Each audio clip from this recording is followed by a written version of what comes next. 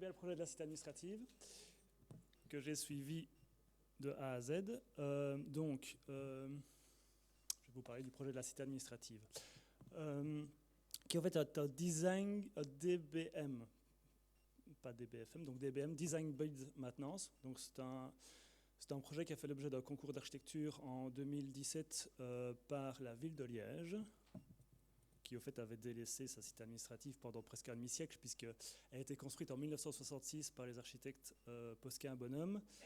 Et je dirais que depuis 1966, la ville de Liège n'avait presque rien investi dans sa cité administrative. Donc il a fallu faire une rénovation complète en profondeur.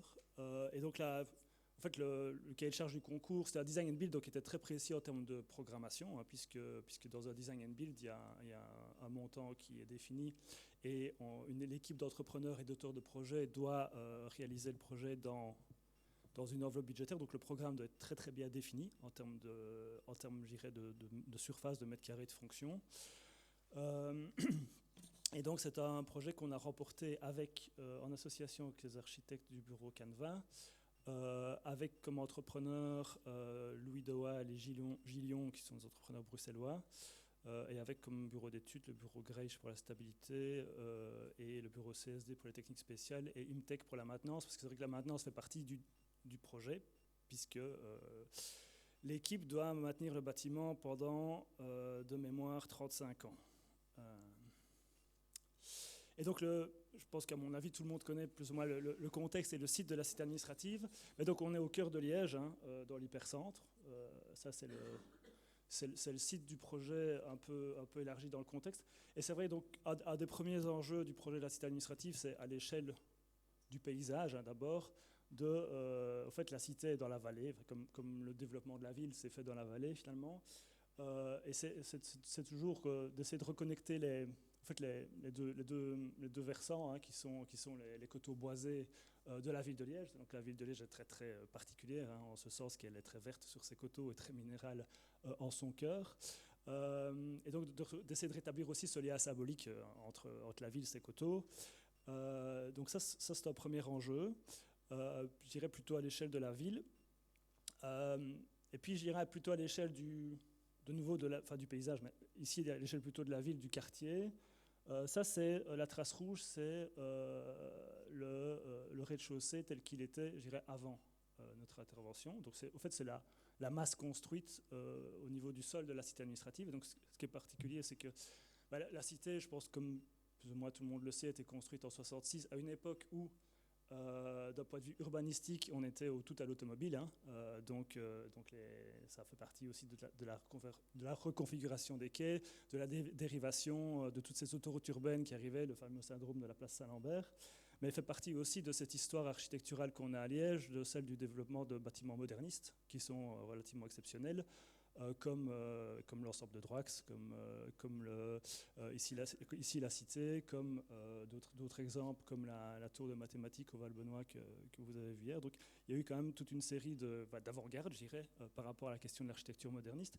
Et le projet de la Cité, il fait partie d'un ensemble plus large, qui est tout ceci, hein, qui comprend la Cité, la tour en tant que telle de la Cité avec son socle, construit en 1966. Dans la foulée est construit ici l'Exino, qui est un centre commercial. Et puis un peu après, une quinzaine d'années après, par les mêmes architectes, mais avec peut-être un tout petit peu moins de subtilité, l'île Saint-Georges, qui est un bâtiment U ici, qui est très très fermé sur lui-même, puisqu'il n'y a pas de... En fait, on voit sur ce plan que ces ensembles, au fait, forment un espèce de méga îlot à l'échelle de la ville, et donc est très très peu finalement poreux, traversé, etc. Et puis il y a ce parking sur Dalle, qui à la base, quand on regarde les dessins à la base de la cité administrative, devait être un grand jardin, et n'a jamais été un jardin, et donc a toujours été un parking au niveau du Ré, et puis il y a 3 niveaux de parking en sous-sol, et puis la Halle-aux-Viandes qu'on voit qui est ici. Et donc effectivement, l'histoire du développement de la cité et de ce morceau de ville-là fait partie d'une espèce de traumatisme aussi, hein, je dirais liégeois, qui est lié à la démolition de tout ceci. Donc tout ce tissu historique moyenâgeux qui, à un moment donné, a été déclaré insalubre par les édiles communaux de l'époque.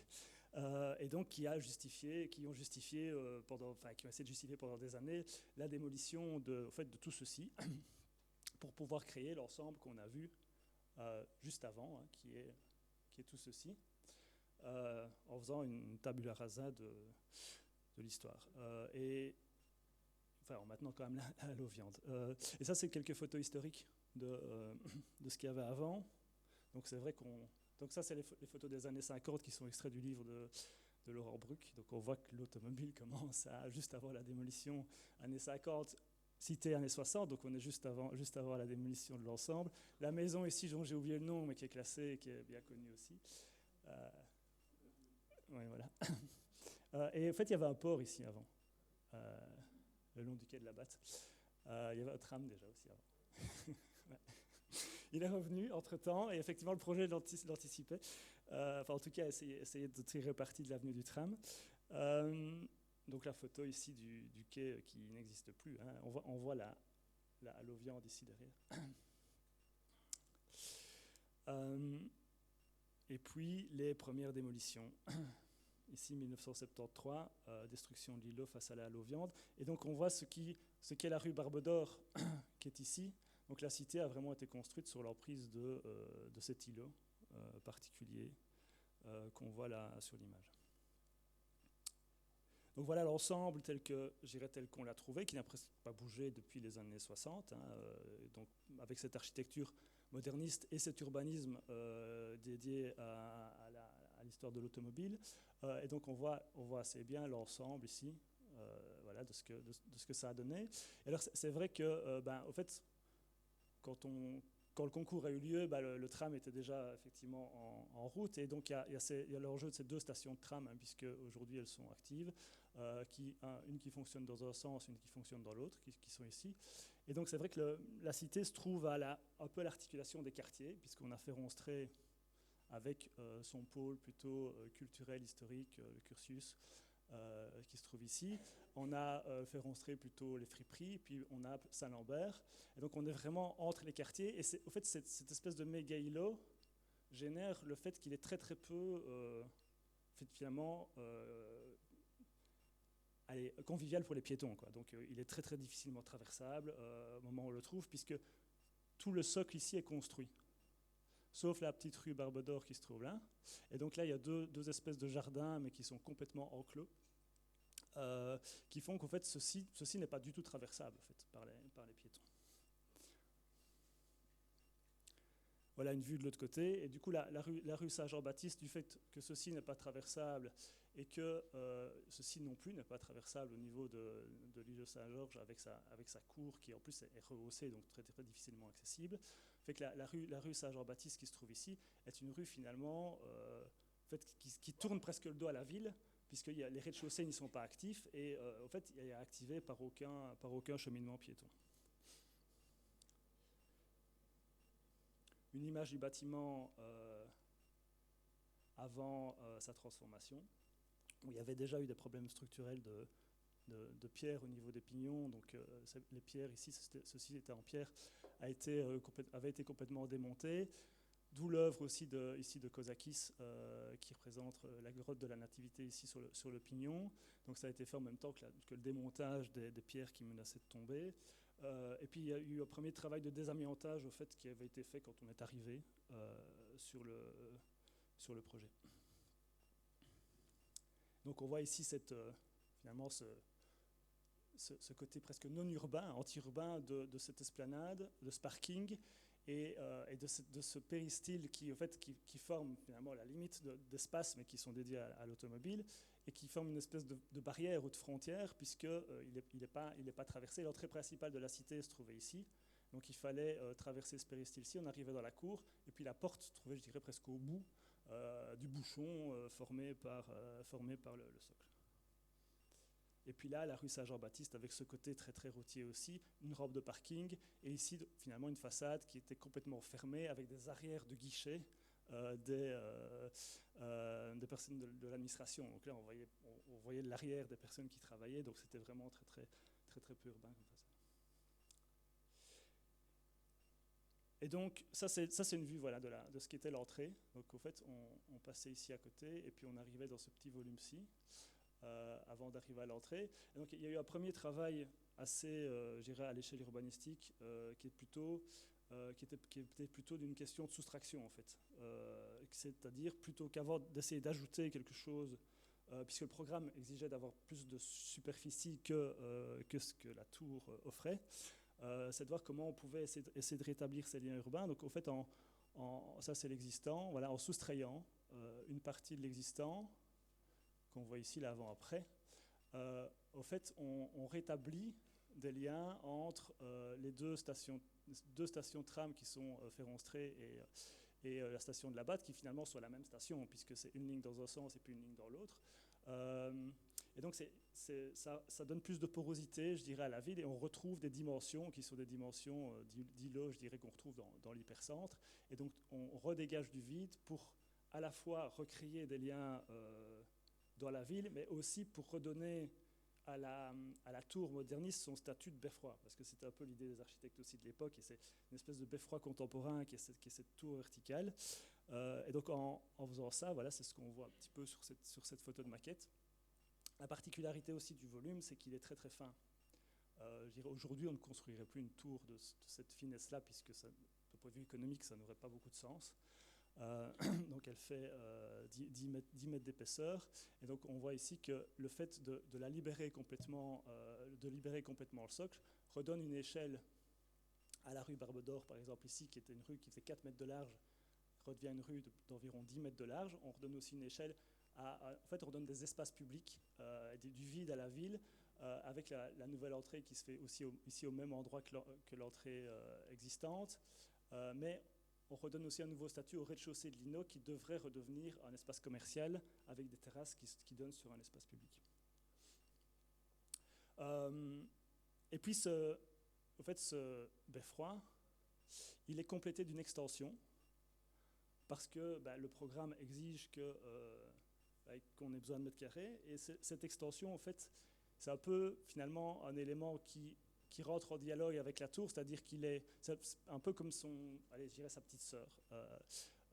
Donc il est en termes de proportions similaires. Donc il fait partie de la tour, mais il fait aussi partie de la ville, puisqu'il est aligné à des niveaux de corniche qui sont ceux de la rue Barbe d'Or. Donc progressivement, il y a une transition, je dirais, volumétrique, qui s'installe entre l'objet beffroi, tour, qu'on retrouve isolé. Et ces tours isolées, elles sont plutôt l'essence du modernisme, hein, puisque quand on va à New York, on voit les tours de Mies van der Rohe, etc., ce sont presque toujours des objets isolés.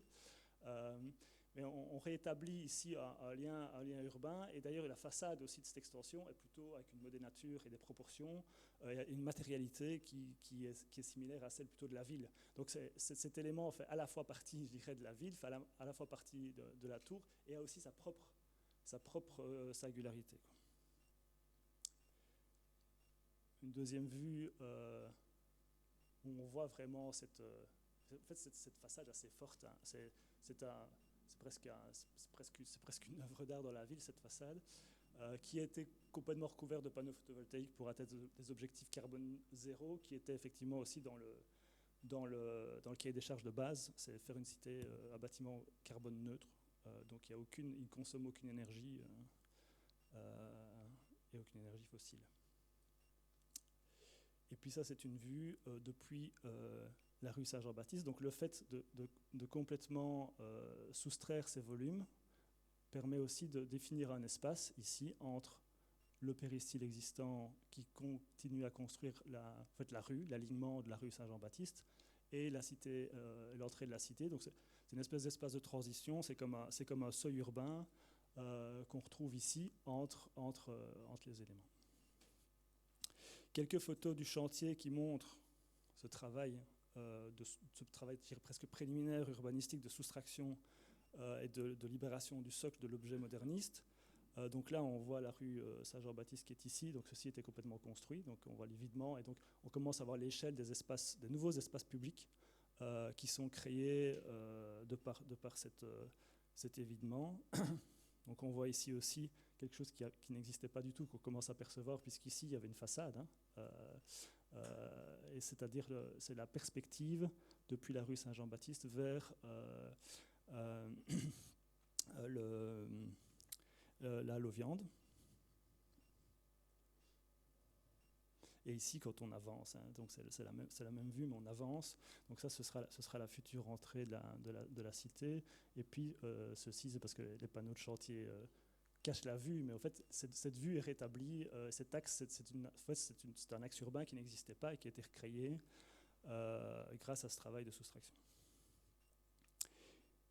Qui devrait, normalement, peut-être, on l'espère, en tout cas, continuer à travers les transformations aussi ici de Saint-Georges, pour venir retrouver aussi des cheminements vers Féronstrée. Donc on voit ici les stations de tram hein, qui sont là. Donc ces nouveaux parcours urbains multiples qui sont créés. Et puis il y a le projet aussi de l'esplanade, j'en parlerai, je ferai un petit mot à la fin, mais qui devrait pouvoir se réaliser très prochainement. Donc l'objectif c'est ici d'enlever les voitures et de retrouver un vaste espace démocratique piétonnier au pied de la cité administrative de la ville, quoi. Donc ça, c'est une coupe dans les rez-de-chaussée. Alors, quelques mots maintenant sur l'extension, qui au fait est un volume, comme je l'ai dit tout à l'heure, un peu plus urbain, qui fait la transition, mais il a la particularité d'être évidé, ici en son cœur. Donc ce n'est pas un volume qui est plein, c'est un volume qui est progressivement évidé quand on regarde la coupe du bâtiment, pour venir retrouver toute une série d'espaces extérieurs qui sont à l'usage soit des utilisateurs, donc soit des travailleurs, soit du public. Et ça permet d'amener aussi de la lumière au cœur du plan. Parce qu'en fait, le fait de faire cette extension épaissit le plan des premiers niveaux. Donc on doit aller chercher de la lumière au cœur. Et l'épaississement est nécessaire par le programme aussi du bâtiment. Donc on voit ici la coupe et cette notion d'épaississement. Au fait, la stratégie par rapport à la répartition des fonctions dans la tour verticalement c'est faite du plus public au plus privé. C'est-à-dire que les 3 premiers niveaux qu'on voit ici en rouge accueillent toutes les fonctions accessibles au public, ouvertes au public sans autorisation spécifique. Donc plutôt que d'être organisées horizontalement, elles sont plutôt organisées verticalement. Comme vous l'aurez compris, c'est pour essayer de gagner de l'espace au niveau du socle. Hein. Donc en fait, les espaces publics se développent plutôt verticalement dans ces 3 premiers niveaux-là, avec au rez-de-chaussée tout ce qui est plutôt lié à l'accueil, au service à la population. Au premier étage, tout ce qui est plutôt lié aux services étrangers et services des mariages, naissances, plutôt des lieux qui sont plutôt sur rendez-vous, je dirais. Et puis au deuxième étage, c'est le CPS, qui a une semi-autonomie au sein des 3 premiers niveaux. Ensuite, les 3 niveaux suivants, on le verra un petit peu après, ça c'est des niveaux qu'on appelle semi-publics. Donc on retrouve là une lasagne qui est composée de salles de réunion, cafétéria, salle de réunion. Donc là c'est plutôt les espaces qui nécessitent un contrôle d'accès ou un rendez-vous et qui sont toujours en lien donc, avec des espaces extérieurs type terrasse qui sont générés par l'extension. Donc on voit les différents plans, on passera en revue un petit peu l'organisation après. Et donc cette verticalisation, voilà, ici on voit une photo du chantier. Donc ça c'est l'alignement du bâtiment existant de la cité. Puis ça c'est la nouvelle extension avec une prise de lumière grâce au travail en coupe et à l'évidement qui permet d'avoir de la lumière au cœur du plan au niveau du rez-de-chaussée. Et donc on a un espace plutôt vertical, on a de la spatialité qui émerge là au niveau de l'entrée et tout un jeu qui est fait sur la lumière. Donc ça c'est une vue du premier étage donc avec le bâtiment existant et l'extension. Et puis ça, c'est une vue des espaces, je dirais, terminés, en fait, des espaces publics hein, qui sont complètement ouverts. Hein. Cet escalier-là, c'est un duplex, au fait, qui est accessible en permanence au public. Et puis il y a le desk d'accueil qu'on trouve ici à l'entrée avec un contrôle d'accès pour accéder aux ascenseurs quand on a des rendez-vous, etc., pour aller plutôt au 3e et 4e étage.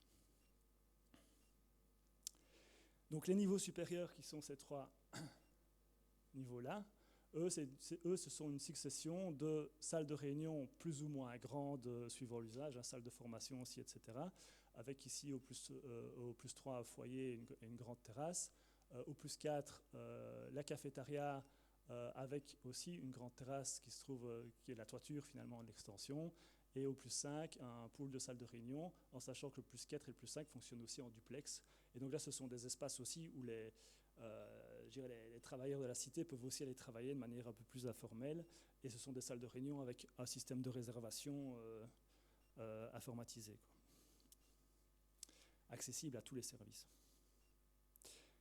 Les photos de construction de l'extension avec ce vide central qui est créé donc, pour aller chercher de la lumière et pour générer aussi des terrasses. Donc on voit ici de nouveau le volume fini. Donc là on est bien dans l'extension avec tout ce jeu d'évidement. Donc la façade ici qui est continue et qui marque la continuité avec la ville, et ce jeu d'évidement qui permet de venir chercher la lumière et de générer, en fait, autour de ce patio, ce sont toutes les zones d'attente publiques, vraiment, qui sont là et qui bénéficient de la vue sur la ville et de la lumière naturelle. La cafétéria, avec une partie en double hauteur aussi, qui donne sur les salles de réunion, et le balcon terrasse de la cafétéria. Donc là, on est au plus 3, on est déjà au niveau du... En fait, on est déjà au niveau de rive d'Acrotère, des maisons qui se trouvent juste en face. Donc on a déjà une vue qui passe au-dessus des toits à partir de ce niveau-là. Et ça permet de redonner une échelle un peu plus... voilà, on voit ici une échelle un peu plus humaine aussi à la tour. Donc ça, c'est ce volume en extension avec les évitements qui sont plutôt au niveau du cœur du plan. Et on voit ici le plan des différents niveaux, la petite maquette du plan des différents niveaux. Donc ça, c'est le bâtiment qui est existant. L'extension, et donc tout ceci, c'est un vaste espace public avec l'entrée qui se fait là-bas. Les guichets pour le service à la population et le back-office qui se fait ici dans l'extension. Et puis on va monter progressivement, où ici on voit le système du patio avec la prise de lumière vers l'escalier central. Tout ce qui est plutôt salle d'attente publique qui se trouve ici autour du patio, et les bureaux qui se trouvent en second plan, puisque c'est là.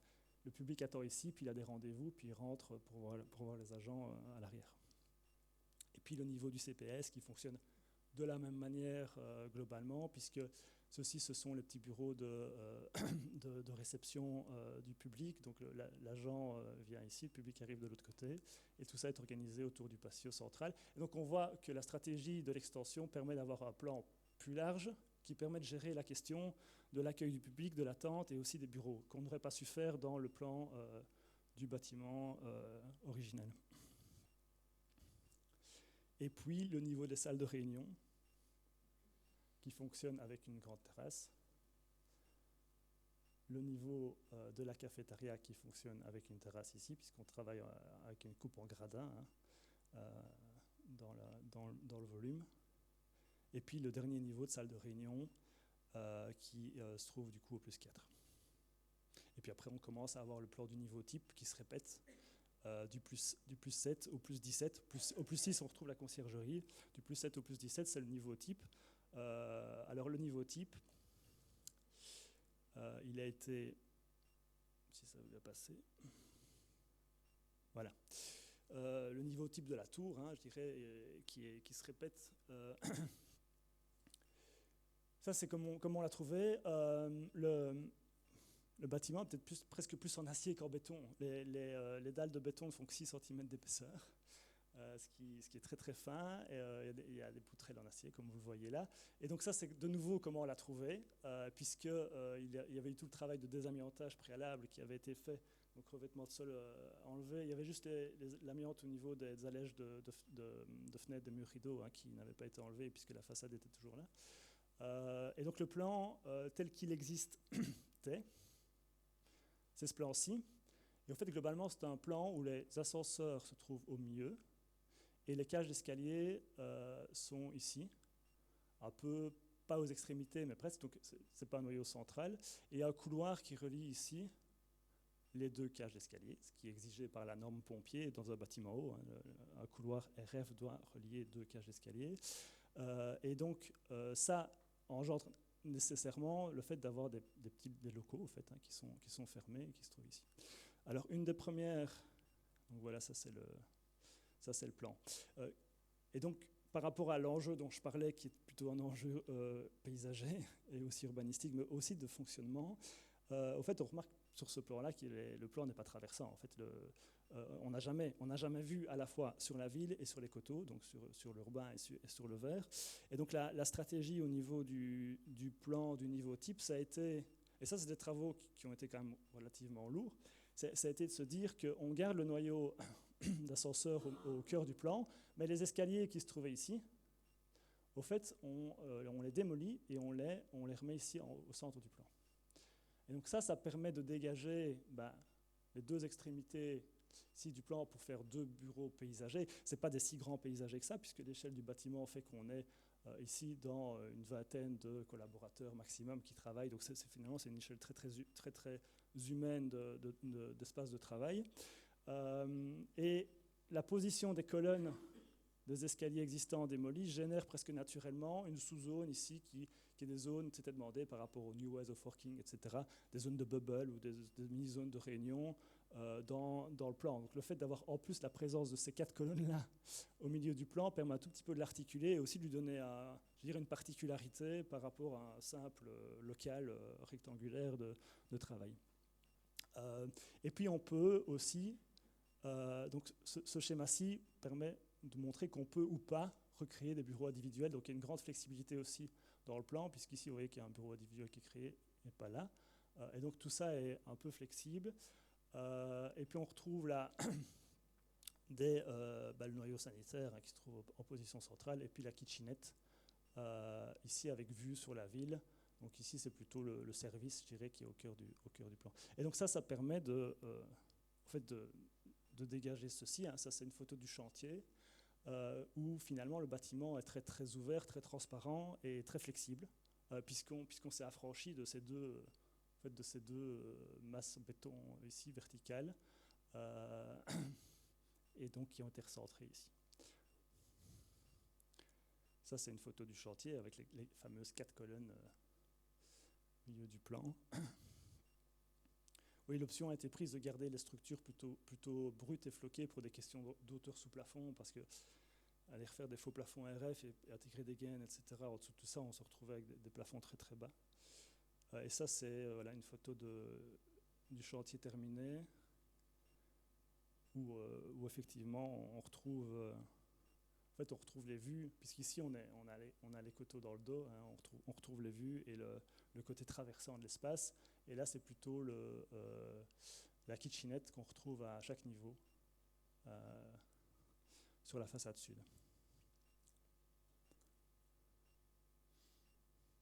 Alors, dernière tranche, je dirais, dans la coupe, le couronnement. Ça, c'est le couronnement tel qu'il existait, avec une géométrie très particulière. De balcons ici en dents de scie, qu'on voit là. Les 2 derniers niveaux étaient plutôt dédiés historiquement à la cafétéria et à des espaces plutôt de réception. Donc on voit le plan ici de ces dents de scie qui était un niveau construit,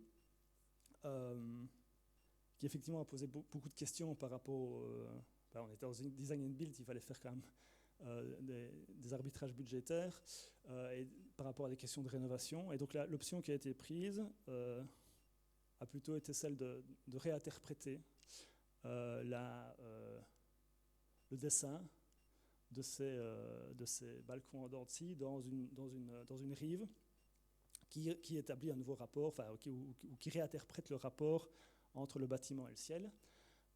Et donc c'est ce qu'on voit ici, qui est un élément qui est éclairé la nuit et qui permet aussi de construire une structure avec des panneaux, en fait une pergola photovoltaïque qui génère de l'ombre en été.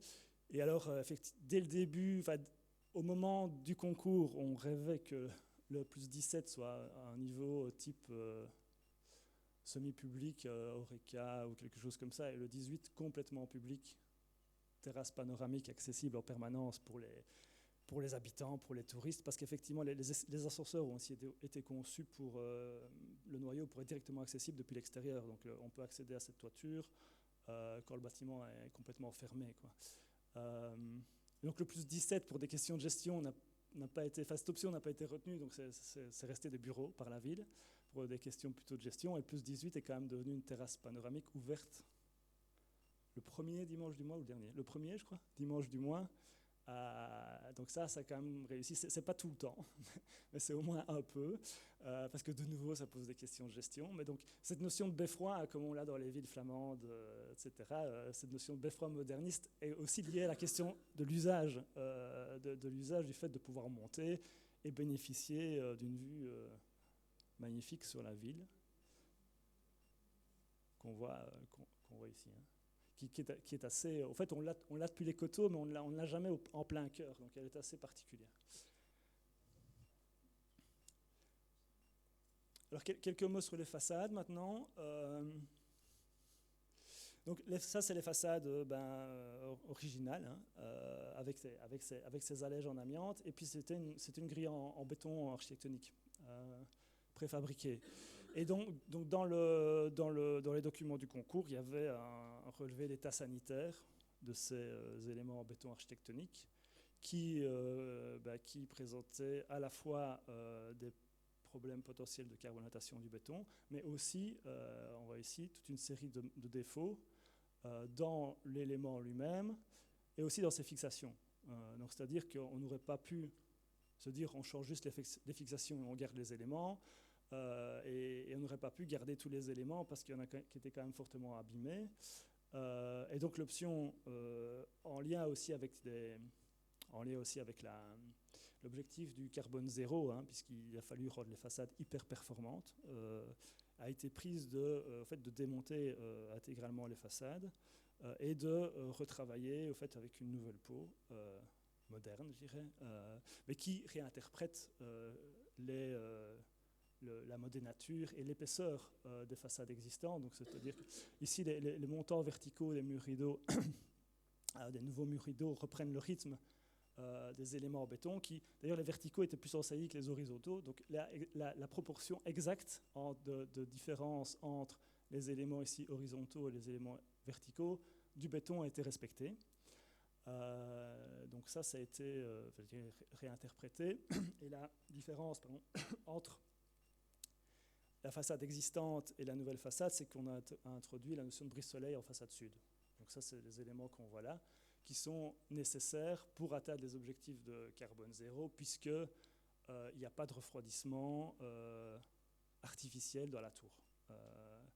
Et ce qui est fait par rapport à son côté très très vitré, donc tout ça a fait l'objet d'études. Alors ça, c'est des petites notes, voilà, de nos ingénieurs en technique spéciale, mais tout ça a fait l'étude de simulation thermique, dynamique, etc. Donc la position exacte des brise-soleil, leur nombre, etc.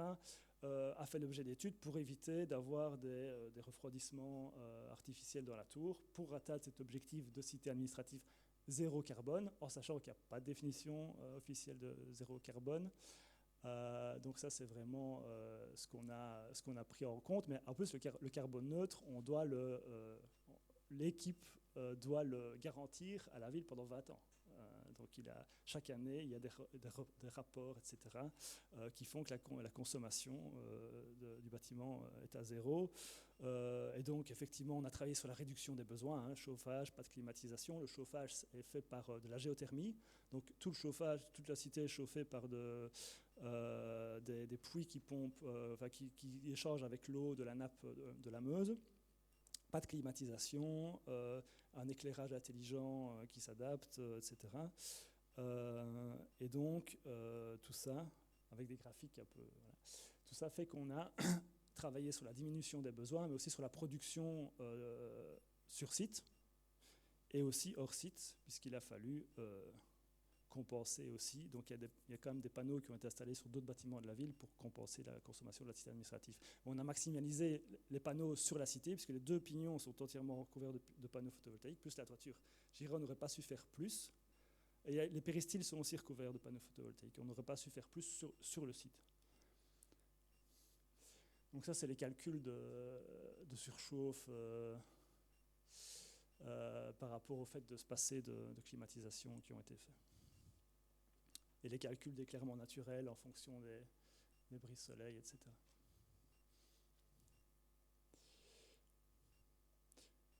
Donc ça, c'est la nouvelle façade du côté nord. Donc c'est une espèce de nouvelle trame, de nouveau textile qui est et d'ailleurs qui reflète un peu différemment, à mon avis, fort différemment, de par certains échos que j'ai eu d'habitants même de différentes parties de la ville, fort différemment la lumière de ce qui existait avant. Elle est plus, en fait, elle est plus lumineuse, la façade, puisque c'est de l'aluminium naturel, et puis c'est du verre. Donc on voit ici le projet, c'est une photo qui date encore d'avant le tram, mais le réel il est là. Le projet avec l'extension qui se trouve ici, hein, qui établit ce rapport d'échelle entre la ville et la tour, l'évidement qu'on aperçoit ici avec des terrasses, la toiture qui est publique, et le nouveau rapport avec le ciel, les pignons photovoltaïques avec une réinterprétation, l'œuvre de Kozakis, qui est travaillée avec de la sérigraphie dans les panneaux solaires. Les panneaux photovoltaïques qui nous étonnent, c'est pas des panneaux standards, c'est des panneaux qui sont quand même, c'est du vitrage finalement, qui est un peu strié comme ça, et au fait il reflète la lumière un peu parfois un peu comme de la pierre. Ça nous étonne parfois un peu quand il y a un peu de condensation. En fait, donc les matériaux vivent un peu aussi. C'est pas un matériau qui est complètement plat, je dirais. Le rapport de la rue, donc la rue Saint-Jean-Baptiste qu'on voit ici qui est élargie. Donc le bâtiment avant, il allait ici quoi, au socle. Donc là, il y avait une façade qui montait sur 4 mètres de haut. Donc la rue a gagné beaucoup en termes. C'était une rue qui était assez sécurisante en fait aussi. Donc elle a gagné pas mal en termes d'espace et donc de sécurité et d'urbanité, je dirais.